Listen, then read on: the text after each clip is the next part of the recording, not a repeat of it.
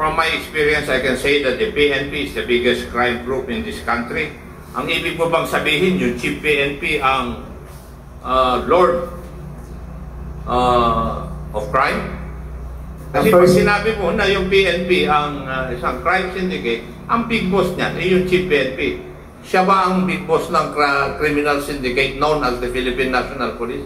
Your Honor, Mr. Chair, I don't want to make any statement that the PNP itself is organized crime groups, but ang Chief PNP, siya kasi, Your Honor, Mr. Chair, it's very obvious na siya lahat, galing sa kanya lahat ang instruction. During the time of what? Of who? General Bato, Your Honor. General De La Rosa. So, nung panahon na yun, when you say that the PNP is the biggest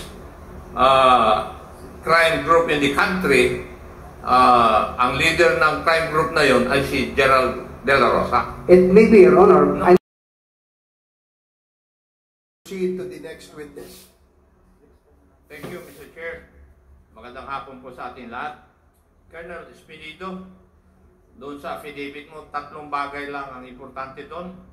Yung assignment mo sa Alguera, yung assignment mo sa Ozamis, at saka assignment mo sa Bacolod.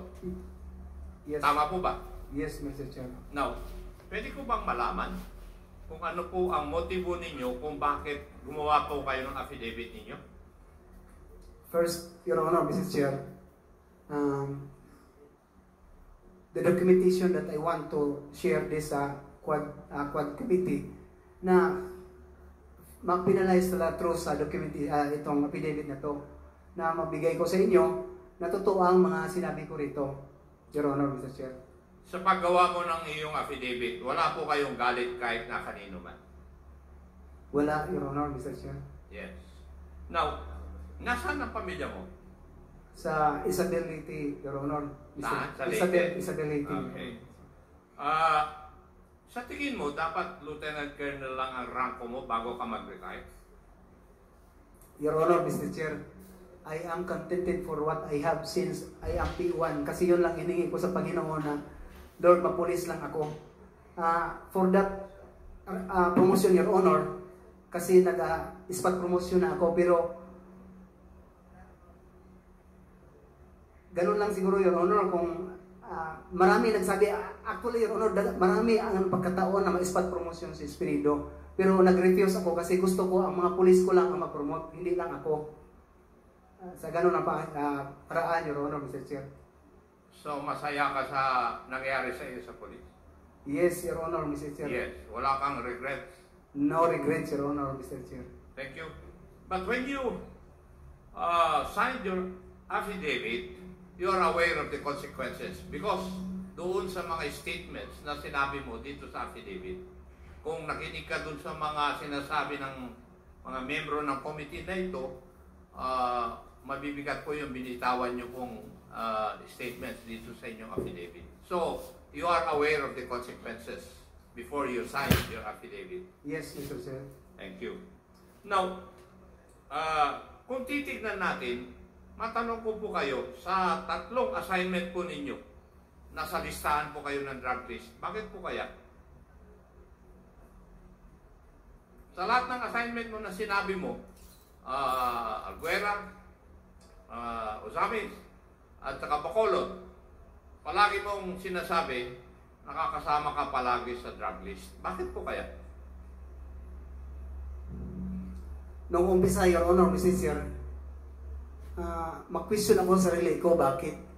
Kaya, sa testimony ko kanina, one time, sinabi ko sila ni President Apats at saka si Senator Bato, si Chief PNP Bato at the time, na bakit isinali niyo ako kung, sabihan niyo na lang ako kung hindi niyo gusto, para hindi ako malagay sa alanganin na ilista niyo ako. So, yun ang pag-intindi ko, Your Honor, Mr. Chair. But, pagkatapos na sa sitwasyon ng assignment ko, I really make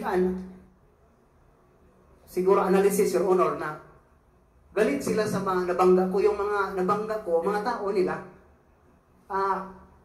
there is one time, Your Honor, Mr. Chair, na nagsabi sa akin na that is joke games of the general. Isali ka, yung credibility mo sirain para yung credibility mo na nag-file ng complaint sa mga officers at saka yung dinisban mo ng mga grupo, hindi na credible yung pagsasalita mo kasi kasali ka pala. So yun ang pagtintindi ko, Your Honor, Mr. Chair. Thank you. And doon sa Alguera, ang prominente na insidente yun is yung surrender ni Kerwin Espinosa at pagkapatay ni Mayor Rolando Espinosa. Tama? Yes, Your Honor, Mr. Chair. Yes. At sinabi mo rin sa iyong affidavit na nagtataka ka kung bakit nung nakuha si Kerwin Espinosa, ikaw naman na nagsimula ng operation against him, hindi tinurn over kagad sa iyo. Yes, Your Honor, Mr. Chair. Hindi mo tinanong bakit? Your Honor, Mr. Chair, ako ay junior officer lang.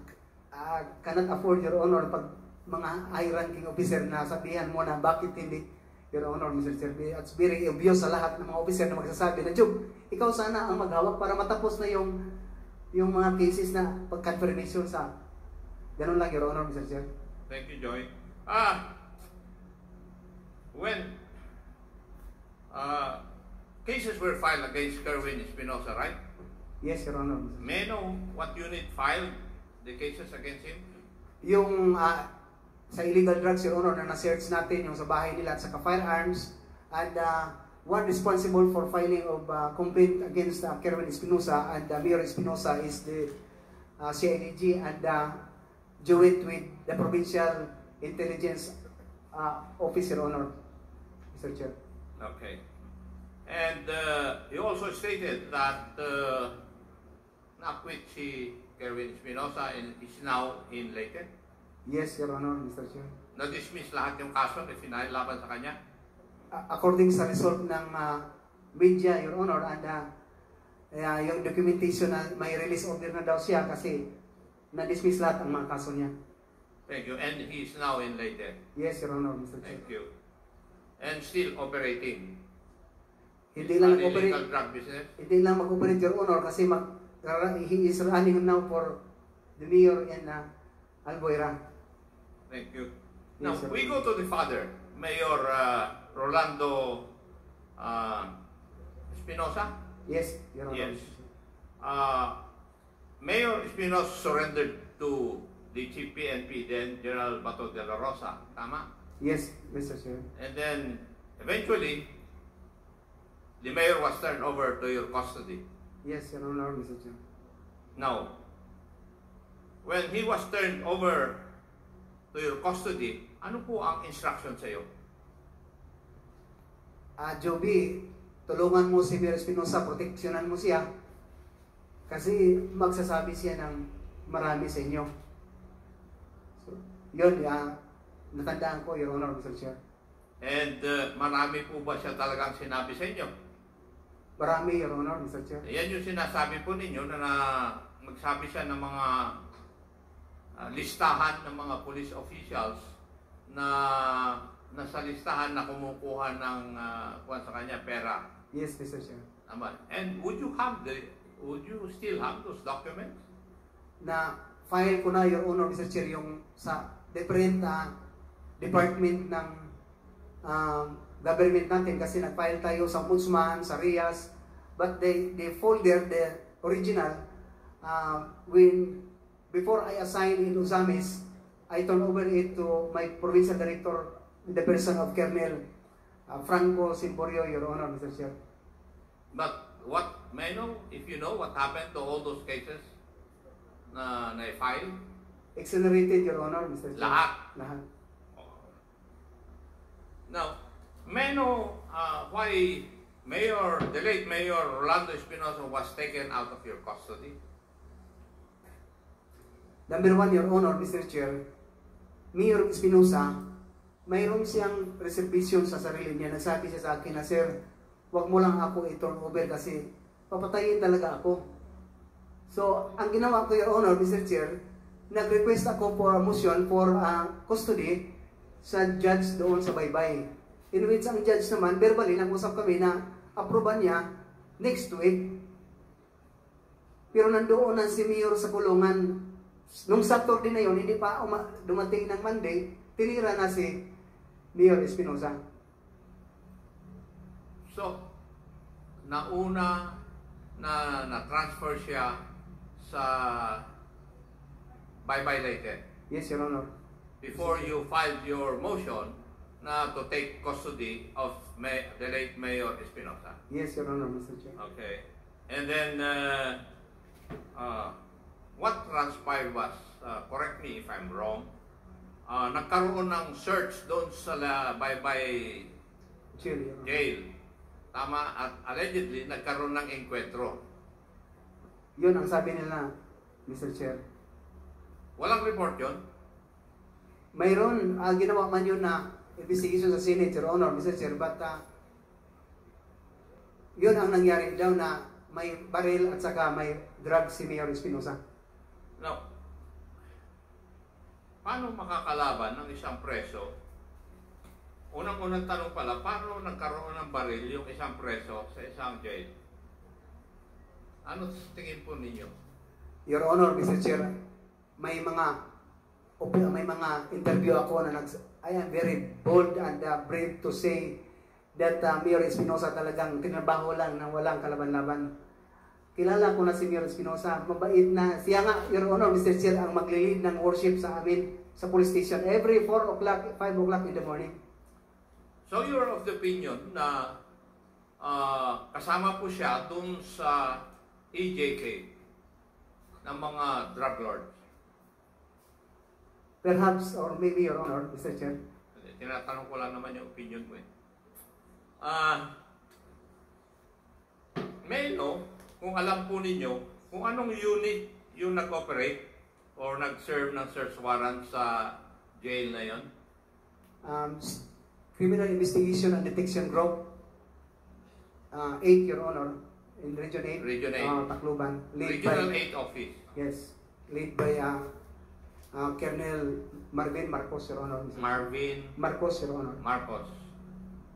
And Colonel Marvin Marcos is still in the service? Yes. He Yes. promoted after, Your Honor, Mr. Chair. He was promoted, Yes, Your Honor. thereafter. Yes, Your Honor. Thank you.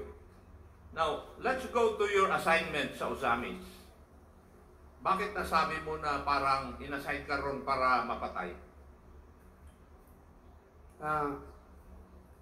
Your Honor, Mr. Chair, for the information naman sa lahat, Paruinog is an organized crime groups for almost 30 to 40 years. Leader ng Coratong Maliling. Maliling, Your Honor, Yes. Mr. Chair. So,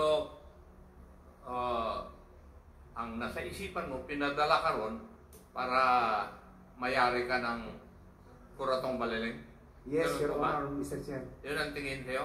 Yes, Now, Your Honor. when you were assigned there, what were your instructions given by your superiors? Ganun lang, Your Honor, Mr. Chair. Joe, sige, ikaw lang bahala. Kung trabahuin mo dyan sa Ozamis. Kasi, isok ka ba? Parang ganun, Your Honor, Mr. Chair. Ang pag-intindi ko naman, kasi ako ang implementor, ako naman ang managot, ako ang makulong kung mangyari na hindi ko gawin ang tama. So, yun talaga ang in-observe ko, Your Honor. That's why dumating ng 6 months, 5 to 6 months ang nangyari before nag-join kami ng CIDG 10 para sa search warrant. Who was then the mayor of Ozamis when you were assigned there? Mayor Aldong Paruhinog, Your Honor, Senior. Mayor na siya noon. Yes, Your Honor.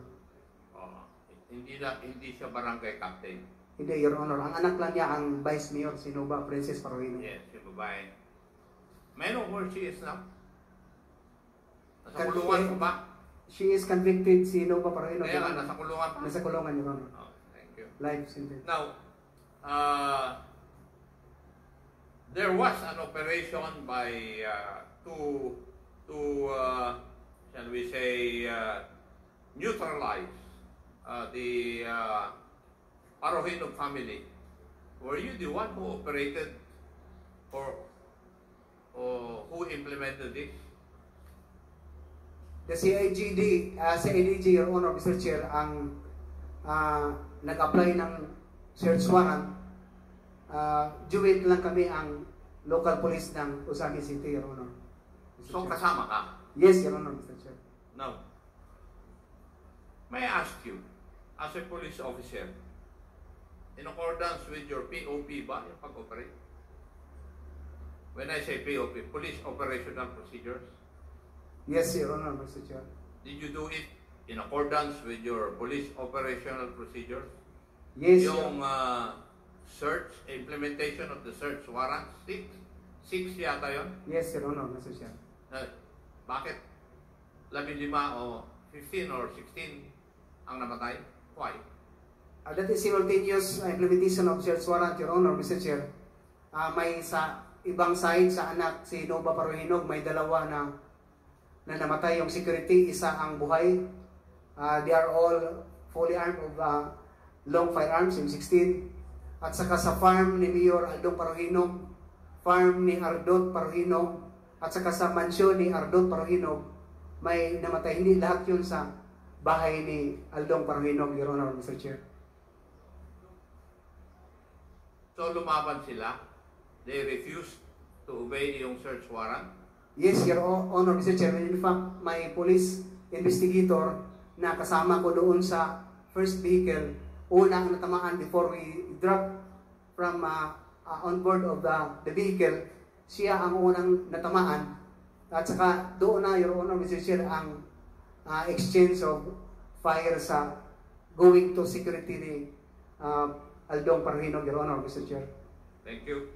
Let's go to yung famous na statement mo, paragraph 34. From my experience, I can say that the PNP is the biggest crime group in this country. Ang ibig mo bang sabihin, yung Chief PNP ang Lord of Crime? Kasi pag sinabi mo na yung PNP ang isang crime syndicate, ang big boss niyan ay yung Chief PNP. Siya ba ang big boss ng criminal syndicate known as the Philippine National Police? Your Honor, Mr. Chair, I don't want to make any statement that the PNP itself is organized crime groups, but ang Chief PNP, siya kasi, Your Honor, Mr. Chair, it's very obvious na siya lahat, galing sa kanya lahat ang instruction. During the time of what? Of who? General Bato, Your Honor, General Mr. Chair. De La Rosa. So, nung panahon na yon, when you say that the PNP is the biggest crime group in the country, ang leader ng crime group na yon ay si General De La Rosa. It may be, Your Honor. No, I'm not referring kasi for the PNP. tinatanong kita dahil yun ang statement mo eh. Di ba? From my experience, I can say that the PNP is the biggest crime group in this country. Who is the leader of the PNP, which you consider as the crime group? Hindi ba yung Chief PNP? Yes, And therefore, he's the Lord. Yes, Your Honor, Mr. Chair. Tama? Yes, Your Honor, Mr. Chair. Would that be a correct conclusion of mine? I am with you, Mr. Chair. Thank you.